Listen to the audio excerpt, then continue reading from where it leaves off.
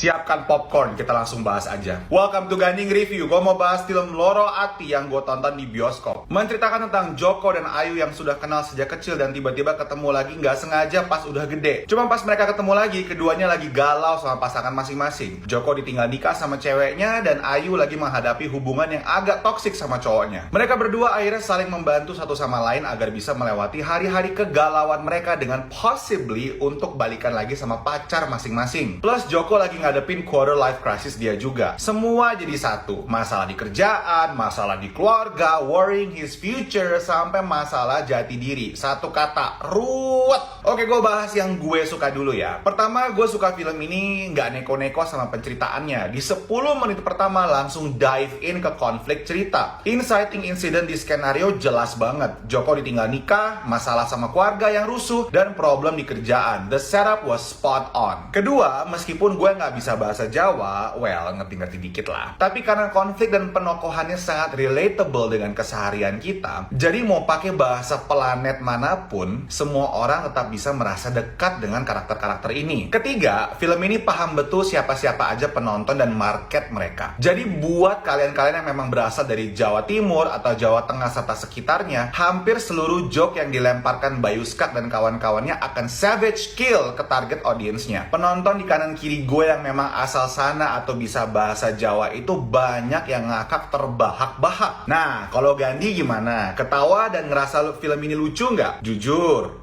ketawa. Tapi nggak sebanyak orang yang tahu inside joke di Jawa Timur. Mungkin yang paling bikin gue ngakak adalah bapaknya Ayu yang bule Jawa, bapaknya Joko yang sering nanya tapi abis itu dia jawab sendiri pertanyaan dia, dan side story Ajeng, adiknya si Joko, serta temennya Joko yang naksir sama Ajeng. Nah, kalau joke-joke lainnya nggak landing sih ke gue, which is fine. Kayak kita nonton film komedi Hollywood Judd Apatow apa Seth Rogen misalkan. Karena gue grew up di LA, makanya gue sering ngakak sama joke-joke film mereka karena banyak inside joke industri Hollywood. Nah, itu tentu nggak akan relate sama penonton yang nggak berasal dari sana. Sama seperti Loro Ati ini. Untungnya masih banyak yang bisa orang-orang non-Jawa relate, jadi ketolong di situ. Nah, sekarang kita bahas kekurangan film ini. Menurut gue, menurut gue, mungkin menurut kalian berbeda. Nggak apa-apa beda pendapat. Kita bisa diskusi sehat bersama di kolom komentar. Nah, yang pertama, coba cerita film ini take out bahasa Jawanya dan jadikan totally bahasa Indonesia, dan yang main artis-artis sinetron atau FTV. Seorang cowok ditinggal nikah sama tunangannya, ditambah ada masalah di kantor dan di keluarga. Ketemu cewek yang ternyata teman lama yang pernah dia suka semasa kecilnya. Mereka berdua saling membantu melewati kegalauan sampai akhirnya benih-benih cinta mulai tumbuh. Tapi di saat benih cinta mulai tumbuh, datanglah mantan-mantan pacar dari kedua orang ini dan ngajak balikan. Akhirnya mereka dibikin bimbang untuk memilih, and then di ending yang menurut Ngana aja gimana. Nah loh.